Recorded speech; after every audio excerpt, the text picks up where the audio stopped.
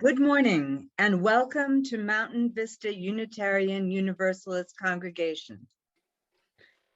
I'm seeing some new names and some familiar faces on the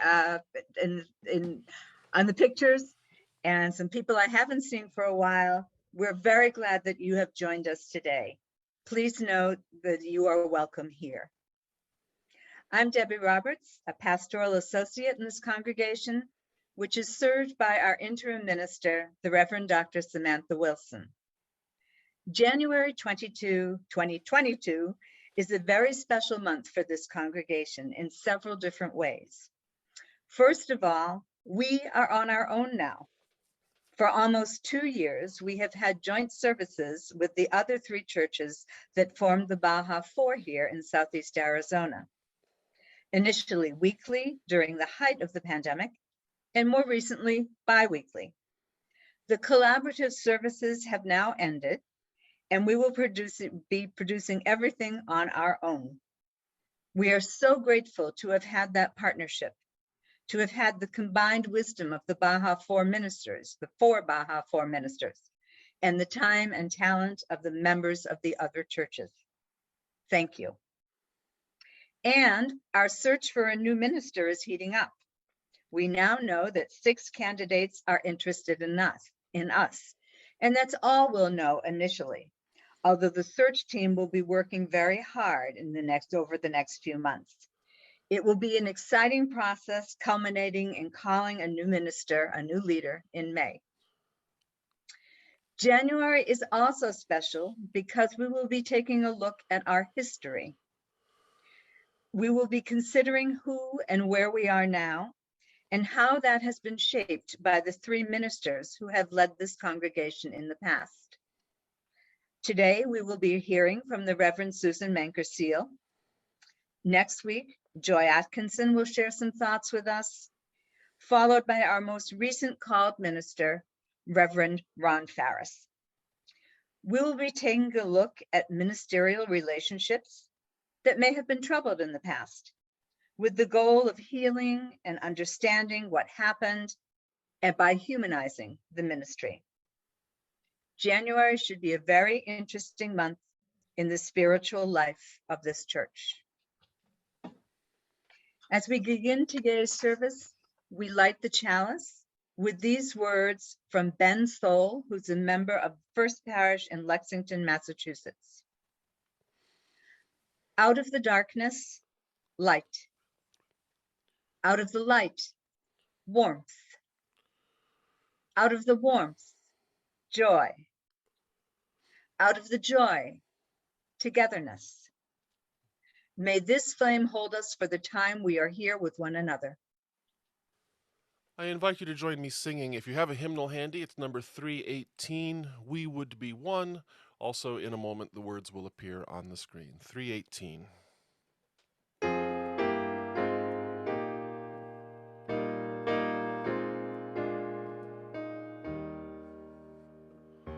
We would be one as now we join in singing our hymn of love to pledge ourselves anew on that high cause of greater understanding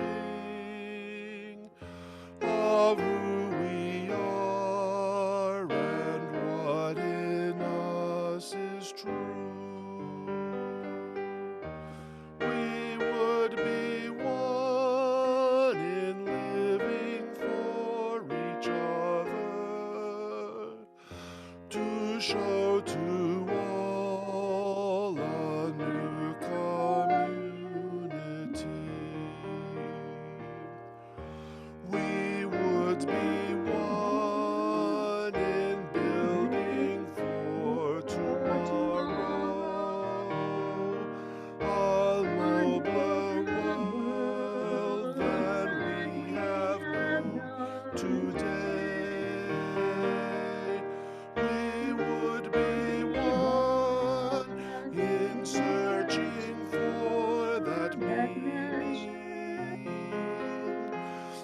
which binds our hearts and points us on our way. As one we pledge ourselves to greater service, with love and justice strive to make us free.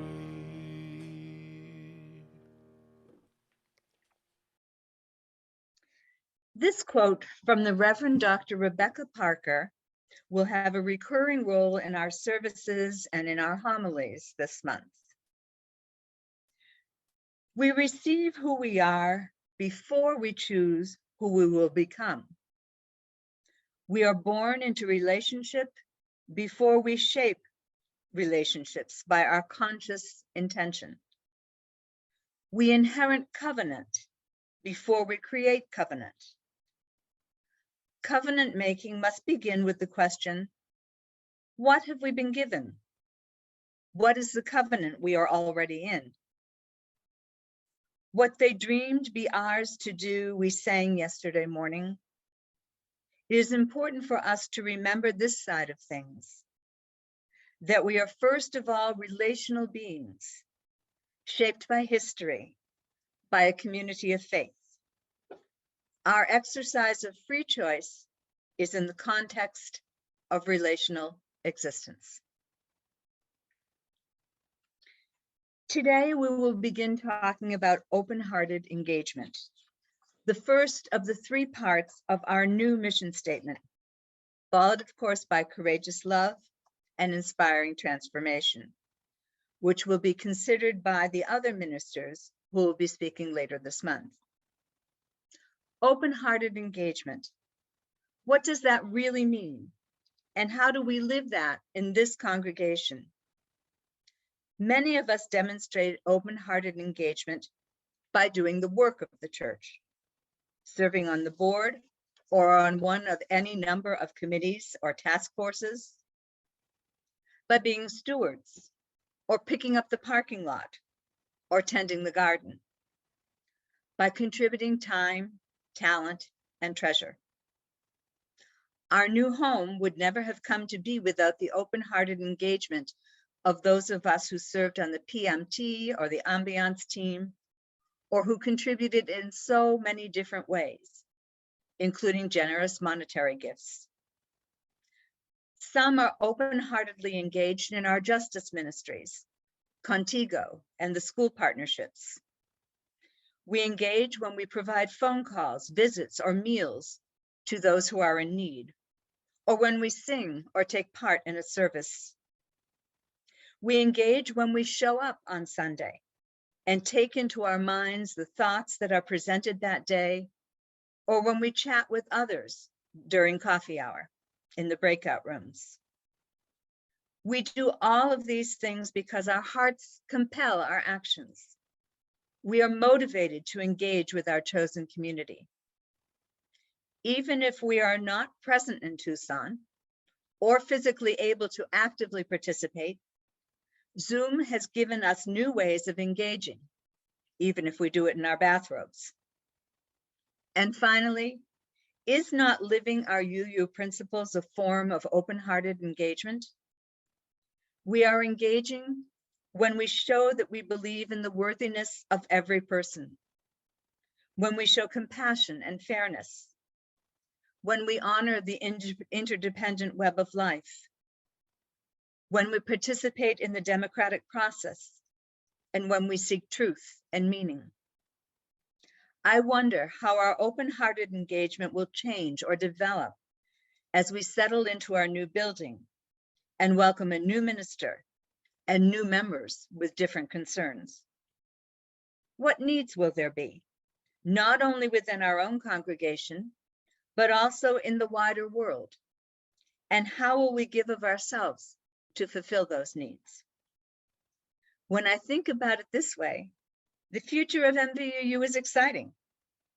We reflect on the past as a guide into our future, where we open our hearts even more and in different ways to engage in both this brave new MVUU and in our global community.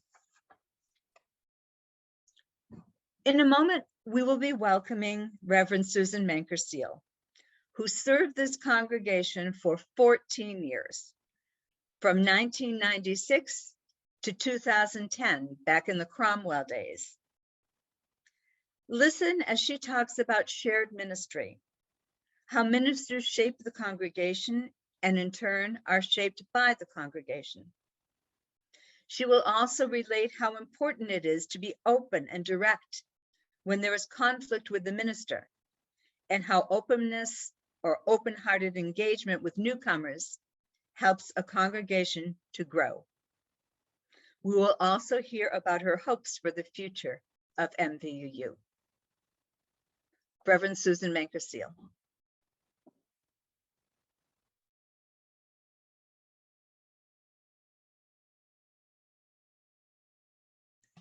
Susan, it's good to see you.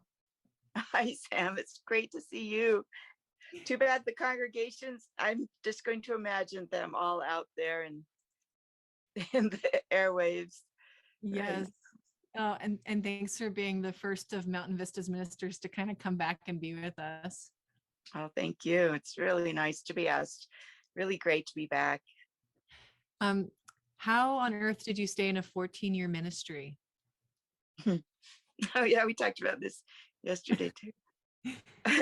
Well, and I tell this to people, I've mentored a lot of ministers, and I tell them all the time that if you can get a congregation who is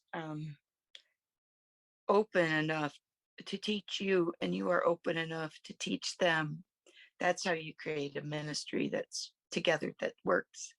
And I think here they were wanting to grow. They wanted growing. They wanted me to work with them on what kinds of things is the UU way, and everybody saying grows a congregation. And boy, would they, latch onto those things. And we created committees for that, and it's really fun. It's fun to reach out to people and do that. And things like, I was telling you about when I used to preach from books, and I'd have a big stack of books by the pulpit. And one Sunday, Ron Meikle, who's still around, he pulls me, he says, "I want to talk to you in the parking lot." And I say, "Okay." So I go out to the parking lot, and he says, "Susan, we really don't want a book report." And I said, "What? You don't? You don't?" He said, "We want to know what you think. We want to hear what you have to say." And as a young minister, it's like, I've been in the ministry over 10 years by then, but I still thought that I had to have a lot of backup for anything I wanted to say. He said, no,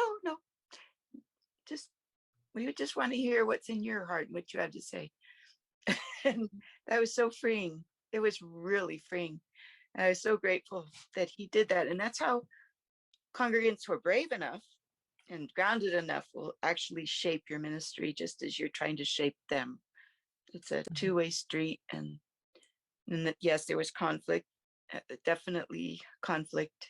The pain of that conflict still lives with me right now. And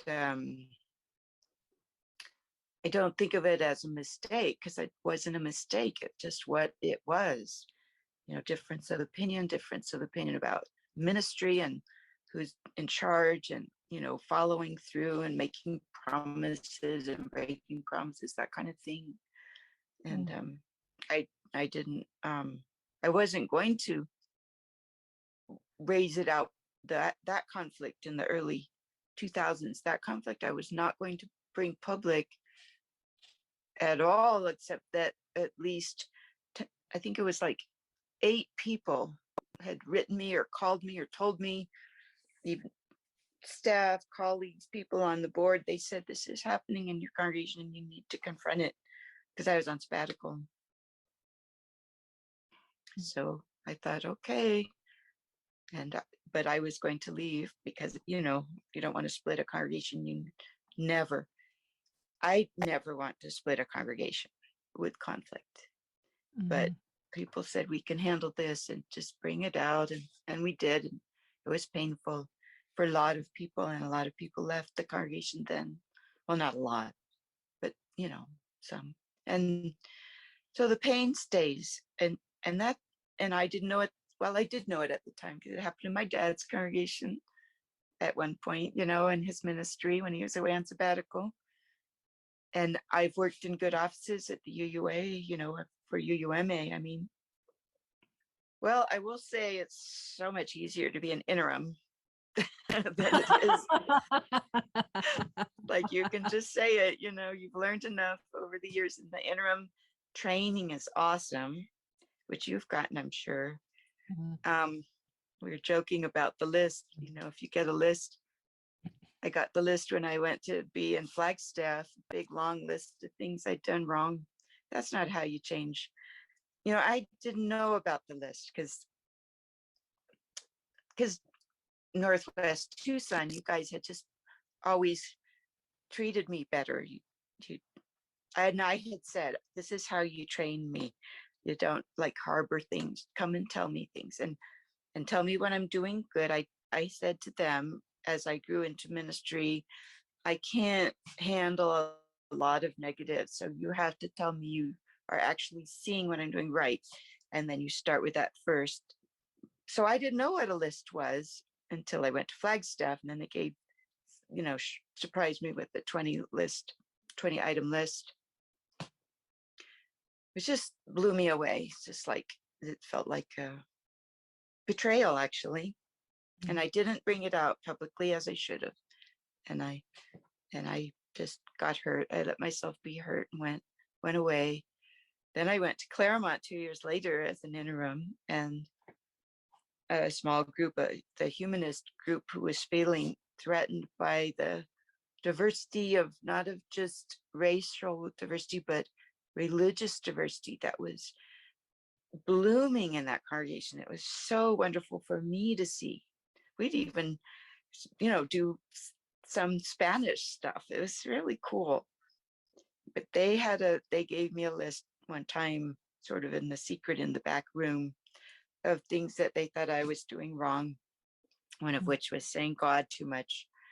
But I knew now about what the list was. And so I brought it to the congregation in a service. And I said, these are things that we don't want to give in a back room. We don't want to think that criticize your new minister is going to be coming, because that was an interim. They were welcoming a new minister. And I said, these things need to be said in the service, dealt with openly.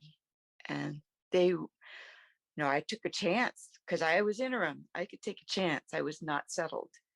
And I could speak truth in a way that I'd never really felt I could when I was young in my ministry and as a settled minister. So I'm a hell of a lot braver now. And whoever you call, I don't know what their background is, but the congregation would do well, I think, to learn to speak about change with kindness and not embrace criticism as a modus operandi, which some people really have with the years have said, well, it's important that we criticize. Well, that might be true for, say, literary works you criticize, or science and all of that. But in ministry, you just have to start with keeping the whole heart of the congregation's ministry, which includes the minister and the members, in mind when you make change. You have to say, I see the good that you're trying to do, all of you. And this is something I think we need to do. And it's really easy for some people to do and extremely difficult for others. So that's where personalities come in. Mhm. But that's the advice I would give. Just kindness as you create your ministry together. I feel like you've hinted at the theme for this service, which is what the hell is open-hearted engagement? Exactly. What is that? Well, I What think do- at Mountain Vista, it was Northwest Tucson, but Mountain Vista, we actually changed the name right before I left. But that's what we were doing with the Finding Heart groups, and the, you know, people were doing, what does they call it in the UUA? They have a different name for them, those groups. Small group ministries. They really focused them around topic and theme. And we in our congregation said, where's the heart? And what's the tie to worship? And so that's why we created a different program at Northwest Tucson, which is Mountain Vista. Which I see you kept one part of that word, but The heart. the heart part, exactly. Yeah. And everything is about honoring what needs to change. So you've brought change from Ron brought change from Joy's interim, Joy brought change from my interim, my settled ministry, and the next minister will bring change and challenge, but you want to keep the heart there. Always remember that, and always remember that minister is going to a new place, probably if they're not coming from somewhere else, you know, just starting out in a new role is very, very difficult, very, very challenging, but very rewarding. Growth. How do people know they want to grow, and what should they be looking at in the next year if growth is a goal of theirs? Well, there's a lot of growth. I can't think of the word. It's like lessons, but it's not lessons. Yeah, there's like books and Lessons. webinars. Yeah. And they say it doesn't matter what size your congregation is. You can be 4,000 members.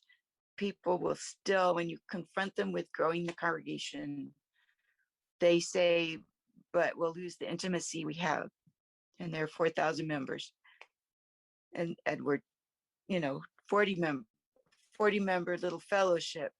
People will still, some people, there's always some people, it's not everybody at all, ever, just will say, they're afraid of losing intimacy somehow, or things being different, or the strangers coming in. And even though a lot of us help them to embrace the ministry of, getting to know the strangers who come in the door there, I would always tell people every Sunday, the people who come in the door on Sunday, the strangers are really have overcome their own fear of us and who we are, to be in a new community that might help them, might be where they feel safe and loved in whatever is going on in their lives. And our ministry, our big ministry, is to find out what that is and be there with them. And so it's like teaching people how to minister to those who come in the door. Very rarely were people coming in the door and they were like joyfully just there for no reason at all. They were there because they were like, what is this place? Will you meet my needs? I've been, religiously, spiritually abused in the past, and just really searching. And can somebody hear me? Can somebody be with me?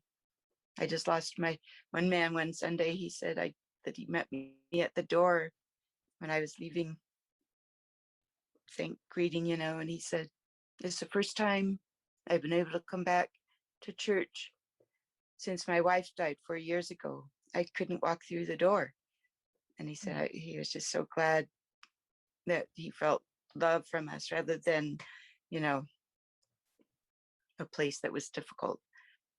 So people are going through a lot. And so growing means that we embrace our ministry to one another. We open those circles up. We have our own little circle that feeds us, but we have a larger circle and challenge to feed the world, to feed the other people who are yearning for being with us. So that's a hard thing to talk about with some people. Other people, they're just like, of course. of course. Yeah. Is there anything that you know about your ministry at Mountain Vista now that you didn't know then? Something that's become clear now? I think in the last actually few weeks of um, learning that anxiety might run in my family, that I was shyer than probably people want me to be. It's one thing when you go up and it's a role when you're a minister. And I always struggled whenever I would be in the congregation for like any kind of meeting, board meeting, congregation meeting, I would shiver and shake to sit in the congregation if I had to stand up and say something, or if people would point me out. And I learned that that's called anxiety, but in my day it was just called I'm nervous or I feel uncomfortable or I'm insecure. But I guess it's called anxiety, but I don't. It is what it is. And I've reflected on it over the years, but it probably shaped my choices and how much I don't know, engage with certain things, I guess. Mhm. Mhm. But we can't be everything to everybody, and so we pick and choose, and we just are so grateful for the lay ministry that goes on, people who can do what we can't do, and who honor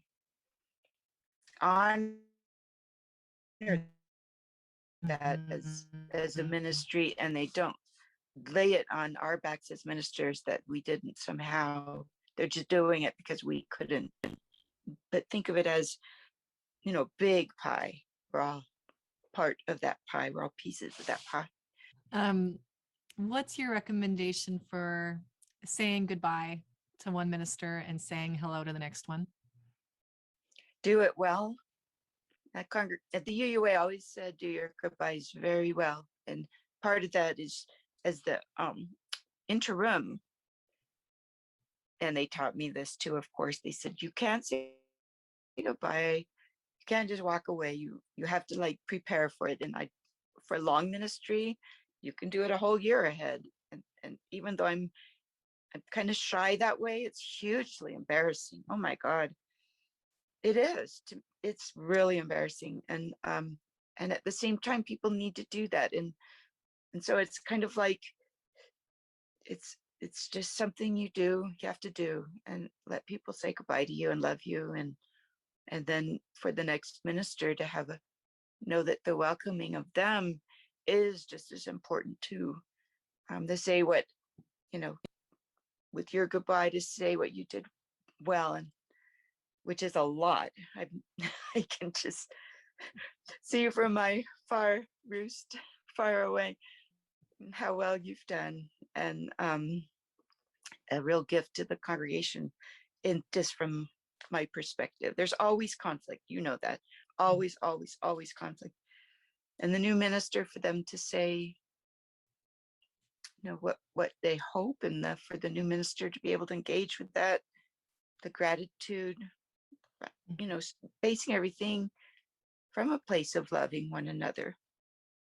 It's good to start there. Mhm. This has been very nice, very loving to be able to do this. So thank you for inviting me into the congregation, into your worship, into your lives this way again. So I wish you all very, very much love and hope in the years to come. Thank you, thank you, thank you, Susan. Thank you.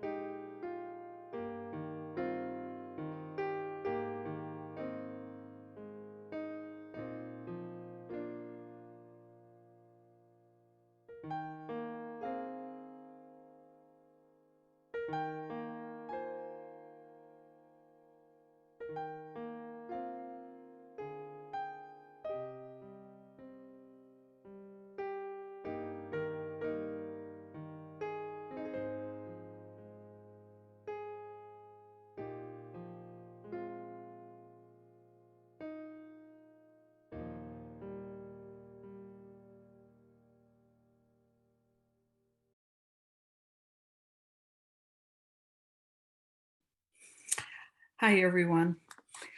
Reverend Sam asked me as a member of the community to give a few honest, open, and vulnerable comments on open-hearted engagement. As M. Scott Peck said in The Road Less Traveled, life is difficult. Being open-hearted seems to be part of life's difficulty. Having an open heart has had its moments for me recently. One is a close friend suddenly ghosted me. Another, I was not given space to express myself by someone who monopolized conversation. Another time, another's pain looked at me with needy suspicions. A neighbor tells us they don't trust the government, so they won't get shots for COVID.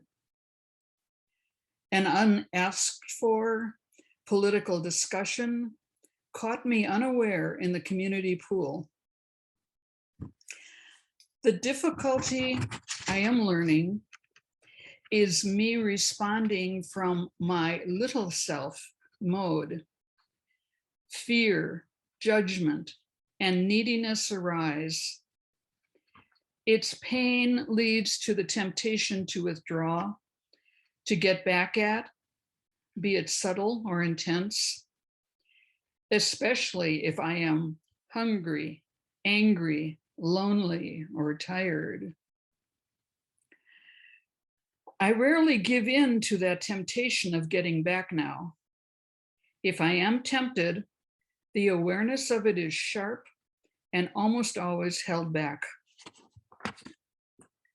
When ghosted, I figured out that my friend had her own strong needs to separate from me. I couldn't control her.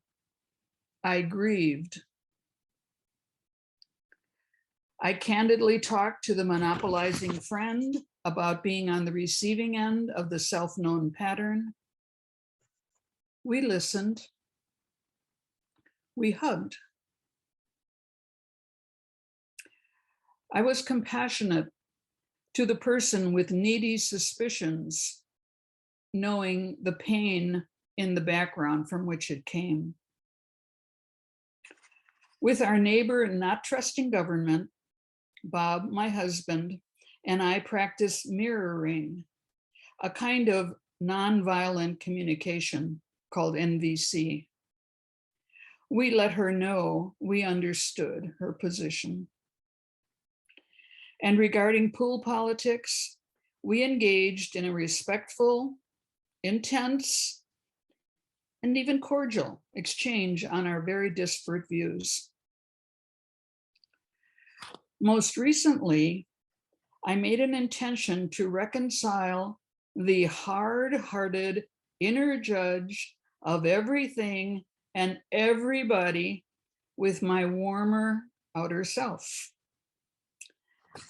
This intention motivates membership in this intentional Unitarian Universalist community. Being an intentional community is the first of two approaches that have worked in softening my heart. As you know, being in community gives us plenty of opportunity to engage, love, and transform. You may have heard that life is like a box of chocolates. You never know what you're going to get. That is true in the community of the church as well. Yet here is a sangha, a support group of differing people openly committed to engage, love, and transform. It is a beautiful thing. I am deeply grateful. The second approach to opening my heart is finding the sweet spot to go within. It requires solitary time for intensifying my own self-awareness and it is done with an attitude of compassion for what I find. This compassion for myself seems to have a spontaneous spillover, an effect of softening my heart toward others as I soften my heart toward myself. The Navajo blessing beautifully expresses the sweet spot of an open heart. Oh, beauty before me, beauty behind me, beauty to the right of me, beauty to the left of me, beauty above me, and beauty below me. I am on the pollen path. The sweet spot of an open heart now is the go-to place for me. It is a place where I can afford to be generous, not by an act of will, but by living from this familiar, generous place in my own heart. Here I feel rich, standing strong on a rock, with love flowing like water out of it, safe, sweet, secure. From here we are brothers and sisters. From here I hope to be for you a nurturing and reliable presence. The Sufis have a word, Qutb, Qutb. It means the pole of the world's center, the mystery in you, the mystery in me, and the mystery that happens between us.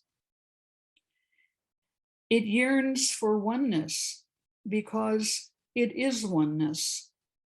Consciously lived, this oneness can flavor our engagement, our loving, and transform our being. It seems less about doing and more about being with each other as we are and letting things unfold on their own naturally. Ultimately, living an intentional community and living from the heart seems to be about just being natural with each other with an open heart and trusting the process will move us toward oneness. Ralph Waldo Emerson, 1803 to 1882, a one-time Unitarian minister, had this to say about the value of solitude and the sweet spot. It is easy in the world to live after the world's opinion. It is easy in solitude to live after our own. But the great person is he or she who in the midst of the crowd keeps with perfect sweetness the independence of solitude. Thank you.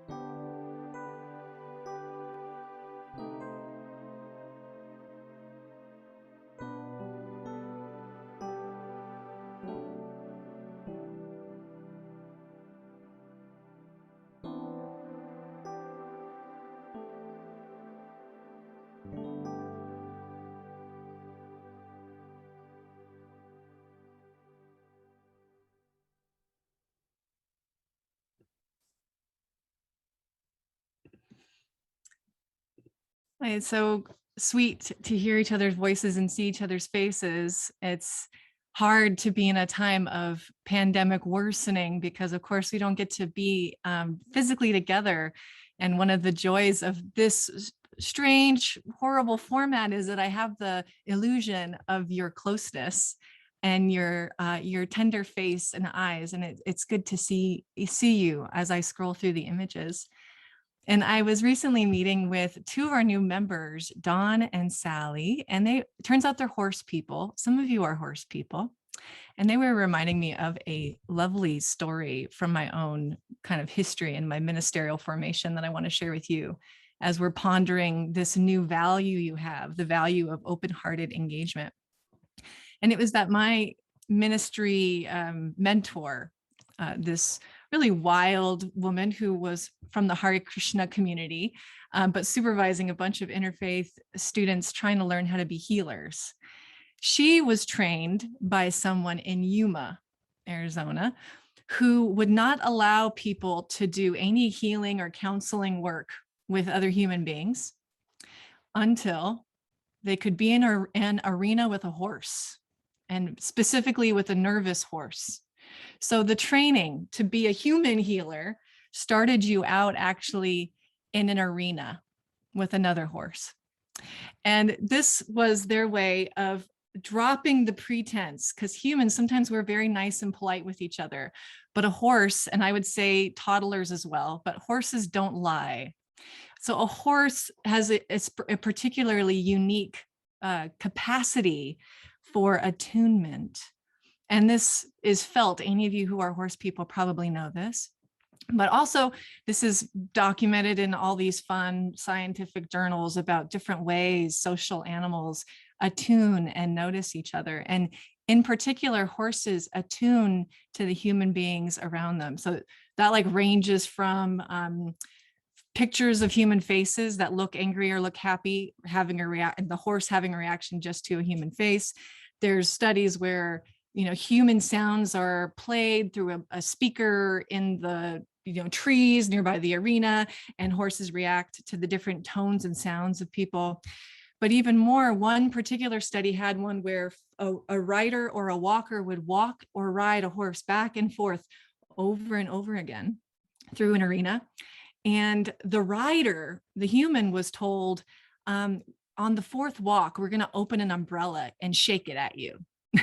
So the human person knew something was going to happen, but technically the horse didn't. And on that fourth walk, the human's heart rate and blood pressure began to crescendo. And guess what happened to the horse? Of course, they also, attuning to the rider, had an increase in their anxiety, even though probably they don't know that the umbrella was going to open. And in fact, the umbrella never opened. So it was technically just one more walk across the arena, except that one person sensed a threat and the other attuned to them. So these techniques in how we know it's safe to approach each other, and when we think it's unsafe to approach each other, kind of transcend our humanness and remind us of how absolutely mammalian we all are. And so this is what I love about the choice that you made through your process last year of identifying new community values. This particular value shifted from welcome, that we're a welcoming community, to open-hearted engagement, that you open your heart and engage in community. And when you came up with these, the way you did it is by sharing with each other experiences of the holy, or experiences of reverence, or experiences of awe. And when you yourself thought to yourself about those moments that are these ineffable, aha, wow, broken open moments, they have a tendency to be moments when you are not in control, but that there is a kind of receptivity, and then somehow some kind of response. And so open-hearted engagement is not just welcome, you're here, but open-hearted engagement is our capacity to receive and then respond to one another. But what your capacity probably depends on is what you find threatening.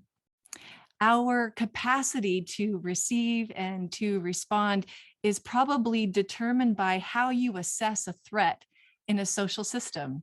And each of us assesses threats in really different ways. Kathy highlighted moments of threat, social threat.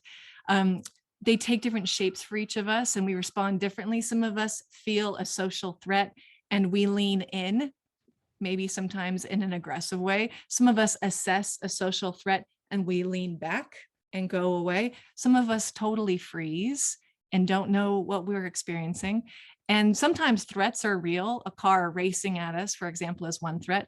But sometimes threats are more subtle and more personal and also sometimes systemic. They're threats of rejection. Moving through the world fearful we will be rejected by others. Sometimes there are threats of isolation, fearful that if we do the wrong thing, we are removed from relationship with others. Sometimes it's retribution. Oh, when I've leaned in the past to conflict, that has not gone well. So now I don't lean into conflict. Sometimes some of us are threatened by a sense that there is scarcity, that there's not enough and there won't be enough. And so we need to hold on and get tighter. Some of us fear change. Some of us are threatened by endings. Some of us by death. Some of us by failure. Some of us by not being liked by everyone. We're threatened by so many different things. And that sense of the threat has probably fabulous roots into the why of why you are still alive. It is good that you have a threat detection system. And my guess is that you learned a threat detection system for a very good reason. And very most likely it's because you have been hurt by the thing that is threatening. But our task here in the arena of a congregation, because church communities are not unlike horse arenas, where both of us are riders and horses, is not necessarily that you have to be woundless or not threatened. The task is to know the wound. The task is to know your wounds.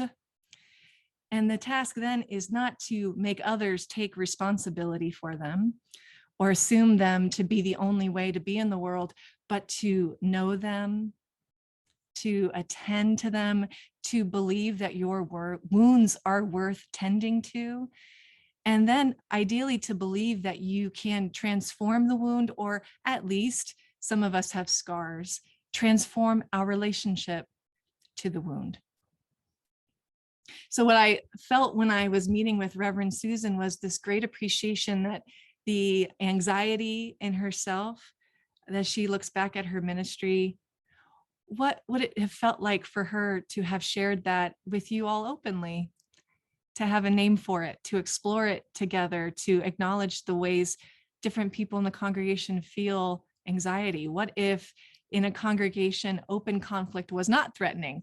And when I say open conflict, I don't mean we get into the arena of the sanctuary and yell at each other. But when I mean open conflict, I mean openness to the fact that each of us have roles in it, that conflict is complex, and that when we bring to each other a list, which is a unidirectional critique, what we actually long for is an open space that says, I am in relationship with you and we are in a problem together, and I am committed to the work we have to do together.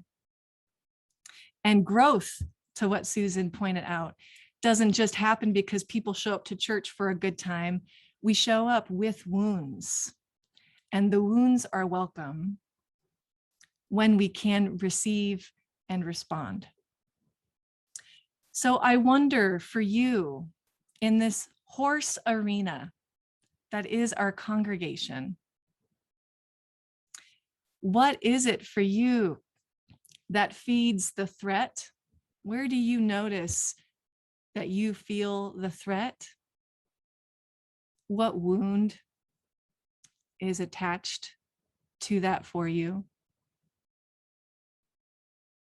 What wound, legitimate, is attached to that for you?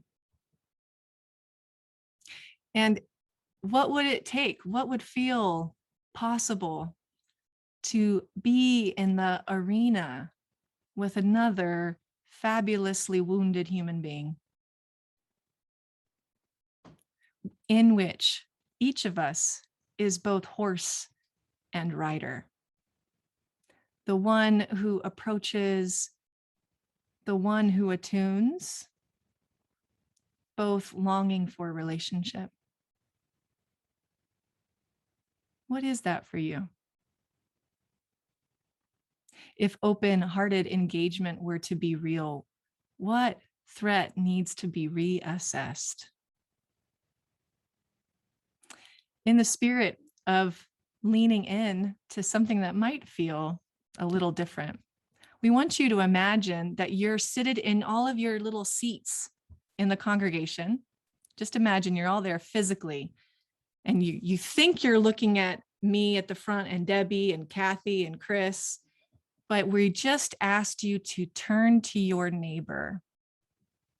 And we just asked you to go ahead and turn to your neighbor and look at that neighbor with loving eyes, overcoming the awkwardness of the request. And we just asked you to say to your neighbor something that feels on top of your heart with today's messages and music. And we asked you to not have to say anything back, but just to listen. And we say to you, you're going to have about 3 minutes. Delight in each other. And when you hear the music, come back. Imagine we're doing that right now as you disappear for just a couple minutes into a little breakout room. Regard your neighbor, share what feels comfortable, and we'll see you back here for music.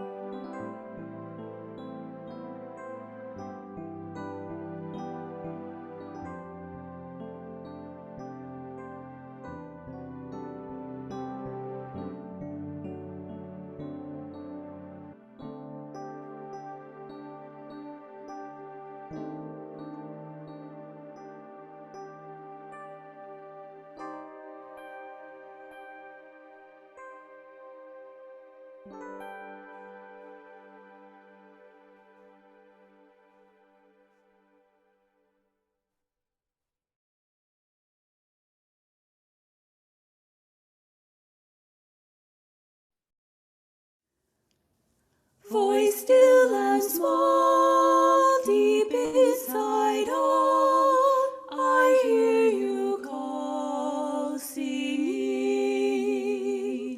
In dark and rain, sorrow and pain, still you remain, singing.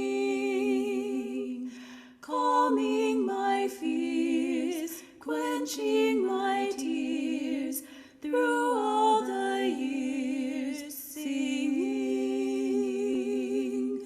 Ooh,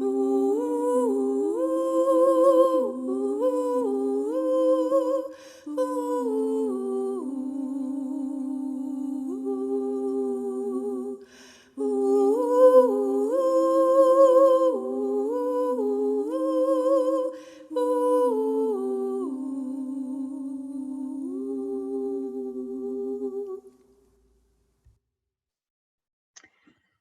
As we extinguish the chalice today, we go forth with this thought in our hearts. May we all learn to speak about change with kindness. May we all practice open-hearted engagement as our congregation changes and grows. Thank you for joining us today.